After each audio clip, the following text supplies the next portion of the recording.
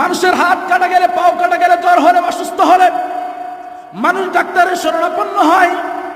মানুষ ডাক্তারের কাছে যায়, বলে ভাই তুমি ডাক্তারের কাছে কেন যাও? বলে আমি যদি ডাক্তারের কাছে যাই, ডাক্তার আমাকে ঔষধ দিবে, আমি সেবন করব, আল্লাহ ভালো করে দিবে। ও মুসলমান আমার ভাইরা, ও মুরব্বী বাপজান, ও যুবক ভাই, ও রায়পুর এলাকার মুসলমান, মানুষের প্রত্যেকটা মানুষের আর্থিক কিছু রোগ আছে, কলবের কিছু রোগ আছে।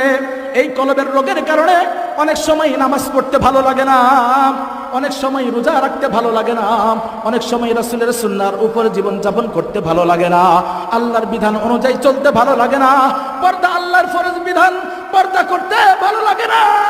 ও রায়পুরের মুসলমান, ও যশোরের মুসলমান, ও আমার খাজুরার মুসলমান, ও মুরব্বী বাবজান, ও আমার বাড়িতে অবস্থানরত মায়েরা, যাদের কান পর্যন্ত আজকের এই মাহফিলের আওয়াজ যায়, আমি বলবো মা গো, আমি বলবো বাবা গো, ও যুবক ভাই,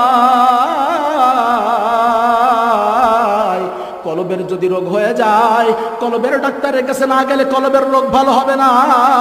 কলবের যদি রোগ হয়ে যায়, যারা আত্মার রোগের যারা চিকিৎসক, এই কলবের যারা চিকিৎসক, তাদের কাছে না গেলে রোগ ভালো হবে না। কথা বলেন ঠিকই ঠিক না?